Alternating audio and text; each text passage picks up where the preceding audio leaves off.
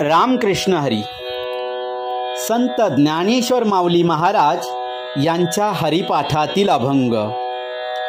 हरिपाठ कीर्ती मुखे जरी गाय, पवित्रची होय देह त्याचा. तपाचे सामर्थ्ये तपिनला मूप, चिरंजीव कल्प वैकुंठी नांदे.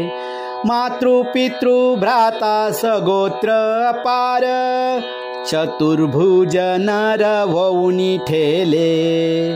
ज्ञान गुढ गम्य ज्ञान देवाला धले, निवृत्तीने दिले माझे हाती. माऊलींच्या या अभंगाचा भावार्थ. आपण असं म्हणतो की आपल्याला माहीत असलेली गोष्ट ही दुसऱ्याला सांगावी, म्हणजे ती आपल्यामध्ये अधिक दृढ होते. हाच दाखला देत माऊली असं सांगतात, जो स्वतः हरिपाठ करून ज्या हरिपाठाची कीर्ती इतरांना सांगतो त्याचा देह पवित्र होतो. स्वतः नामस्मरण करणे व त्या नामाचा महिमा जगाला सांगणे हे फार मोठे तप होय असं माऊली म्हणतात.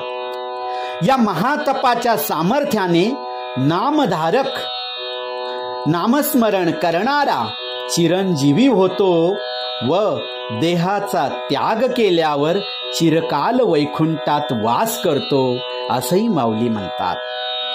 नामधारकाचे नामस्मरण करणाचे माता, पिता, बंधू, सगोत्री व इतर कित्येक लोक त्याच्या पुण्याईने चतुर्भुज म्हणजे हरिरूप होतात. पुढे ज्ञानेश्वर माऊली म्हणतात की गूढ पण गम्य असे ज्ञान जे प्राप्त झाले असता जीवाचे रूपांतर देवांत होते, ते ज्ञान मला माझ्या सद्गुरु कृपेने निवृत्तीनाथांच्या प्रसादाने प्राप्त झाले. रामकृष्ण हरी.